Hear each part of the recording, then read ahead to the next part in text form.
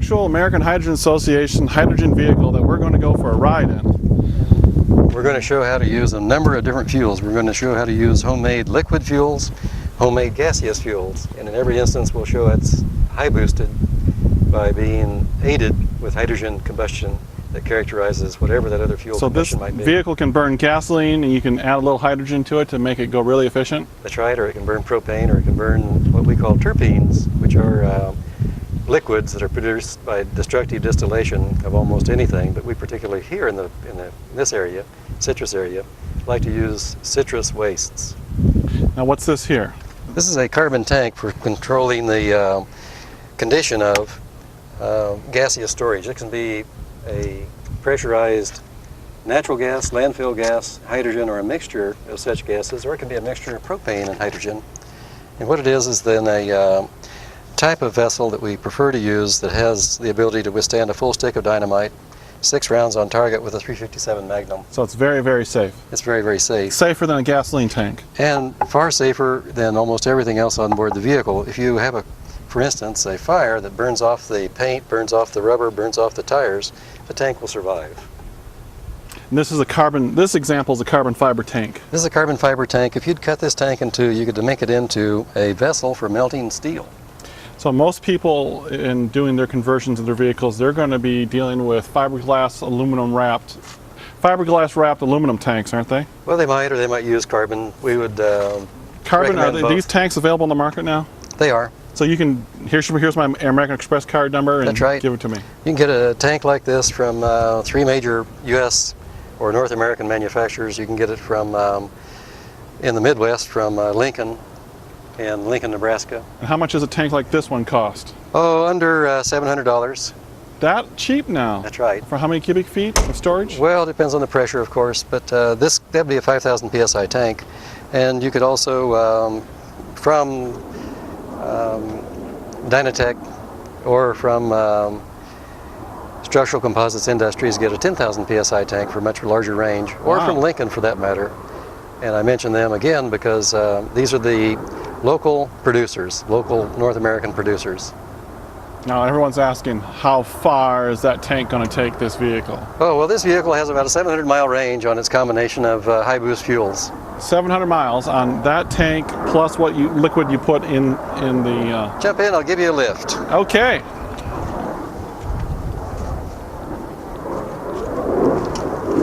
Okay, here we are. Roy, you said let's go for a drive. We're in the Geo. Let's go for a drive. What we're going to show is a combination of fuels. We're going to show how to run on what is in the liquid tank, how to show what is on the gaseous tank, and the combination of the two. And we'll show a number of operations by which we can adjust on the fly the timing of the ignition to suit any of these fuels or their combinations. So this vehicle can run on gasoline, it can run on hydrogen, it can run on natural gas, it can run on hydrogen and natural gas, hydrogen and gasoline, hydrogen, natural gas, and gasoline, and you can control all of that right from these switches right here. That's right. I can control all that and provide the best fuel economy. I can get over 50 miles per gallon on a GGE equivalency, up to about 65 miles per gallon on a GGE equivalent by using these controls to make the optimization for that particular fuel type. Well, let's start the thing up. We're in a real hydrogen car now. Straight, that will not allow... What we're going to do is start on straight hydrogen. Okay, we just started on straight hydrogen. We're actually cleaning the air that comes in the engine. And now we're going to give it a test drive.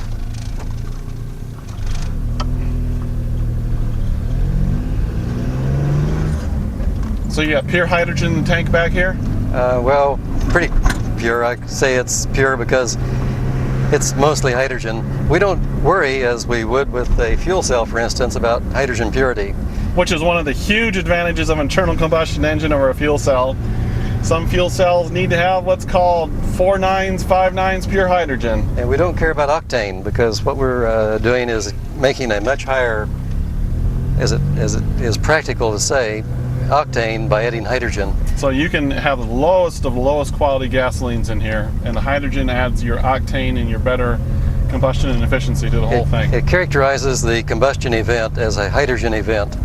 And see, what did I tell someone? It was adding hydrogen to gasoline is like pouring gasoline in a room full of wood. Yeah, You light the gasoline, it lights all the wood real quickly, and the hydrogen is the same analogy. The hydrogen lights all the gasoline very quickly in the cylinder. that's right. It gives you the ability to kindle all these other fuels. Now, if I change from one fuel to another, I can change immediately the timing, either by knowing what it needs to be or by determining the best.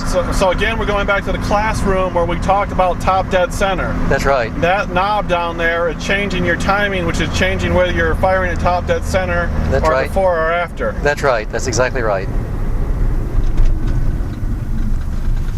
But what we're showing is the ability, as we just did, and we could have noted it, is to do all the things that it needs to do with traffic. It makes the speed limit everywhere, Step on it, Roy. and shows the ability to not only make the speed limit, but give the fuel economy that needs to be achieved across the country for energy independence.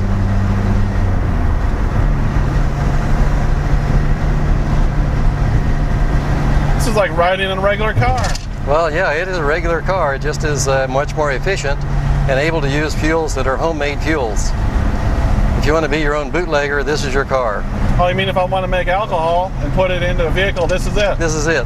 If you want to make your own producer gas, this is it. Yep. And we'll take time to note here that Knowledge Publications is releasing a book in the near future on alcohol production through solar. That's right. Okay, now we're going to, should we switch fuels now, or is there any advantage to it? Well, we'll show how to make the adjustment and switch fuels. What we're able to do is make any of, in this event, 3 combinations of fuel.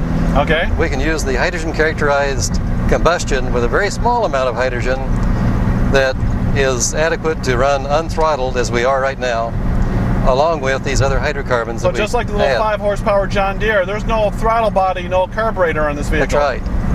Now what I'm doing right now is making the switch over. You just threw the switch, okay. So I'm now going to the liquid tank Yep. as I did, and now I'm going to make the adjustment in timing. And now we're running again. We're running again, full speed on what right now? Gasoline and... Well, there's a mixture of gasoline and what we get out of destructive distillation. Are you telling me we're driving on a tank full of gasoline and terpenes right now? That's right. This isn't gasoline in here that I could put in a regular vehicle. Oh no, it would not. It would bulk. Oh, wow. The regular vehicle wouldn't. So we're driving cheap right now. We're really driving cheaply, using fuels from what would have rotted and been wasted into the atmosphere as a greenhouse gas and atmospheric pollution.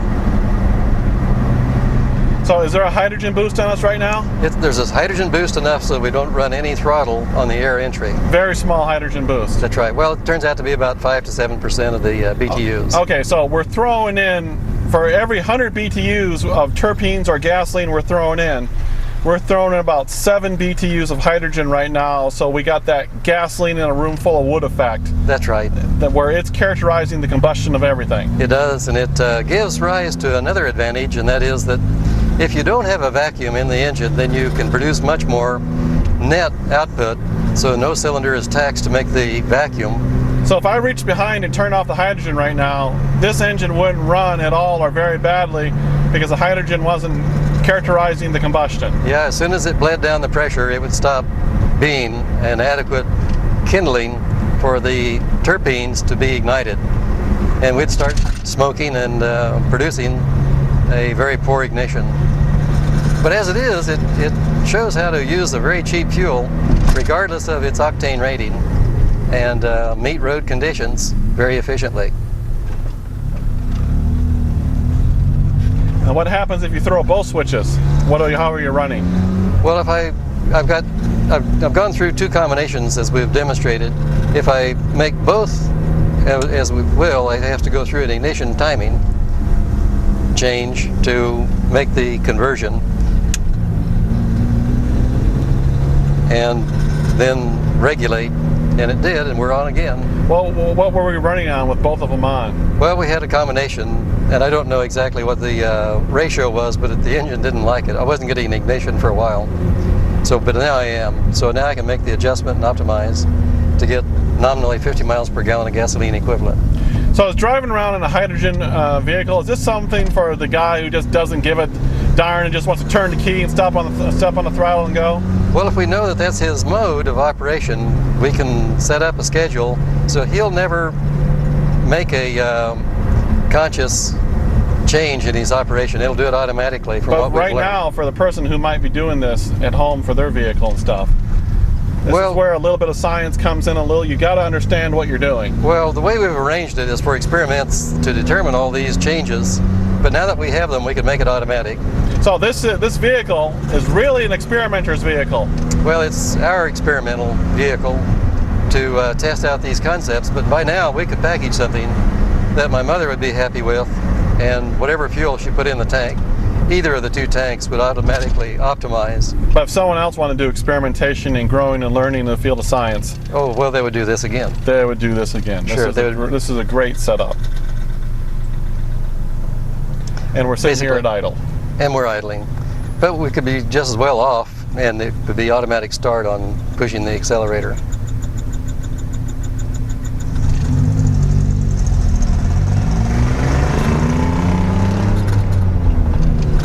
What we'd notice in that regard is that we're tuned sufficiently to run very cheap fuels.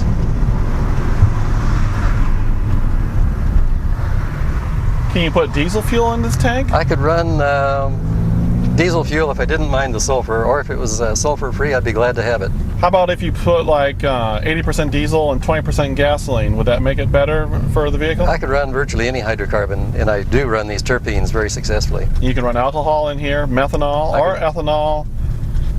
I could run fuels that you can make yourself without having to take the water out of the alcohol, unless you want to have it dry enough to mix with gasoline. Okay. But if you had no need to mix with gasoline, I could run a wet alcohol very successfully. So we don't see. Most people don't understand. It's really hard to get the last 5-10% of water out of the alcohol. That's why you only have 190 proof alcohol rather than 200. It takes a lot of energy to get that out of there. A standard engine is going to want to have 95 to 100% pure alcohol, and you could be what, 55, 65, 75? I can run any, as it turns out, hydrogen characterized fuel combustion combination. So we could take the first distillate off of our alcohol fuel and run it in here just fine. That's right. Wow, Yes. this, I mean, tell you what, we've ridden in a real hydrogen vehicle, people. I mean, this is something people talk about. They say, well, here's this and plans. This is it. This is a real operational, not only a hydrogen vehicle, it's multi-fuel, multi-mode. You know, you're looking at what not just can be done, what has been done. Roy, tell us one thing. How long have you been making and driving hydrogen vehicles? Well, I drove the first hydrogen vehicles in the 1960s. 1960s. These were typically flathead engines that were pre-World War II issue engines, and that included Terraplanes and Packards. So you took an engine that was World War II vintage, 1940s, and it ran on hydrogen. 1937 Hudson Terraplaner turned out to be the brand name of a coupe, a very aerodynamic car, incidentally, that I converted to operation on hydrogen. I later converted both junior and senior, that is to say large Packards, to operation on hydrogen. And I converted a overhead valve Buick to operation on hydrogen. This was in the late 60s, These were the middle 60s. middle 1965, 66. Yes, that's right. So And since then we've converted virtually every type of engine, including rotary combustion engines, new engines such as the Larson Radax engine and many others, to operation on hydrogen. right now we're filming this in year 2005. So you've been converting cars to run on hydrogen for 40 years. I've been converting cars and other engines to operate on hydrogen for 40 years. Now, that is a history. And it's been a learning experience where we finally wound up at a practical, easily practiced extent of the technology that can go into anybody's car virtually in the time of a tune-up. That's what the PSI injector, if it was in production. That is true. As easy as it could be in production today, if the PSI was in production today, it would be as easy to make a vehicle run on hydrogen, a current production vehicle, as basically doing a tune-up by adding the PSI injector and the tanks and the lines. Well, the outcome of this PSI, so to speak, tune-up would be that you could produce more power, Yep. you could greatly extend engine life, by keeping the cylinder wall cooler but making the combustion within surplus air, and as it would turn out, improve the efficiency, like this vehicle getting more than 50 miles per gallon in most driving. So the conversion we could still run on gasoline too. Yeah, and you could still go back to gasoline as well, but you'd also have the ability, while operating on hydrogen or highly hydrogen characterized fuel combustion, to clean the air that you go through. So you'd be ahead of the charging of a battery or running of some other form that didn't ingest air and expose it to hydrogen combustion, because by exposing dirty air to hydrogen combustion, without exception, in every city we've tested, we can clean the air as we go someplace through such a vehicle that's been converted. And we're going to show that on the whiteboard, the chemistry of it. Once we show the chemistry, most people will understand it even better. Basically, it takes the dust and the carbon monoxide and the allergens, and it converts them over to water vapor and carbon dioxide. It takes what we shouldn't have as part of the air that we breathe and makes it into mostly water, and in a lesser extent carbon dioxide. Yeah, a real trace. That's right. Yeah, less CO2 than you breathe out with every breath. Less than people breathe. Excellent. But that would be a way to get a much larger return on the investment that we made in building what is now an 800 million engine fleet around the world. 800 million engines around the world could run on hydrogen, carbon monoxide, methane, gasoline, diesel, and the whole combination thereof. Right now with the PSI injector, they're all ready. If a 1937 engine can be converted, even without a PSI injector, Indeed. any of the engines we're working with today can be converted to run on all those fuels. Plus the small engines that would become the Tessies that would rescue in disaster conditions. Like the little 5 horsepower John Deere we saw had a PSI injector on it that we're using for spark only. That's right. But it could have thrown the hydrogen in at the same time. Or rescue the economy that now is dependent upon importing somebody else's oil at an ever-increasing expense to the economy. It's running economies all over the world to be dependent upon fossil energy. But we can take this and make economy. And this will produce a wealth expansion economy anywhere that it's made into market pull for hydrogen that's locally produced. 1,000 new millionaires a week. It turns out in this economy we've moved up to perhaps 3,000 new millionaires a week as a requirement to become energy independent among our sources of fossil fuels and our new sources of renewable fuels. Okay, excellent. Thank you.